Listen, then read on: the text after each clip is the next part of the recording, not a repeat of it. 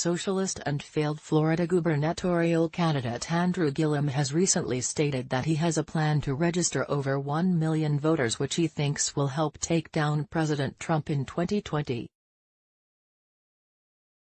So how will he do this? Gillum's plan includes registering ex-felons who had their voting rights restored, which was recently approved by Florida voters, so they will be more encouraged to vote. Claim your free Make America Great Again hat while supplies last. Yes, you heard that right. Democrats need criminals and ex-felons to vote for them so they can get elected. Pathetic, right? We're looking at a target of 1 million, Gillum said. We've got over 3 million people eligible to vote, and that's to say nothing of the 1.4 million returning citizens, he said, referring to former felons.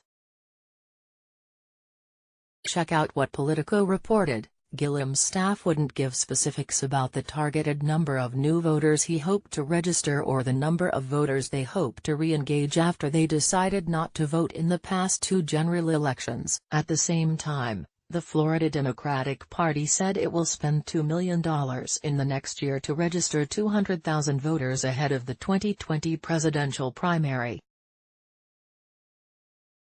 Florida Democratic Party Chairwoman Terry Rizzo said the party hasn't dedicated enough resources to registering voters in recent years. There are currently 4.96 million registered Democrats in the state, compared to 4.7 million Republicans and nearly 3.6 million voters with no party affiliation. Voter poll: do you oppose Oak's Green New Deal? In 2016, President Trump shocked the world by flipping many blue states and winning most of the battleground states like Florida.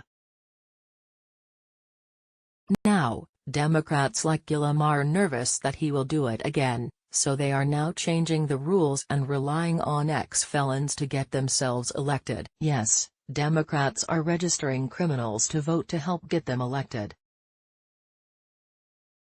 Republicans are fighting back by proposing a bill that would require the ex-felons to pay fines and fees. Check out what the Gateway Pundit reported.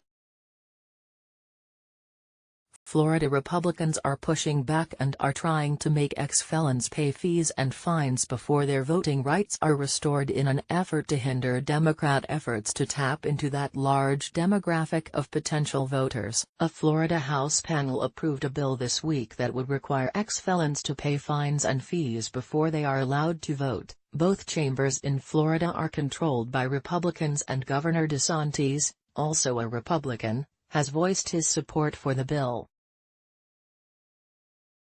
Democrats opposing the bill called it blatantly unconstitutional as a poll tax, referencing fees used to stop African American from voting in the South in the late 1800s.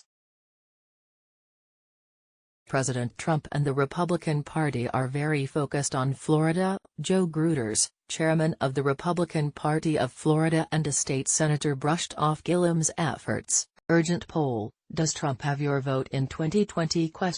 This effort by Gillum to gain votes really shows how nervous the left is about the upcoming election in 2020. They will never admit it, but the left knows that President Trump is improving the lives of Americans, which will certainly get him re-elected. Now, Democrats like Gillum need to find a way to get back in power, so they are going to rely on ex-felons. What are your thoughts? Let us know in the comments below. Related: after getting hit with 3 ethics complaints, Ocasio-Cortez was just removed. Related: these 12 Republicans side with Dems, betray Trump on national emergency.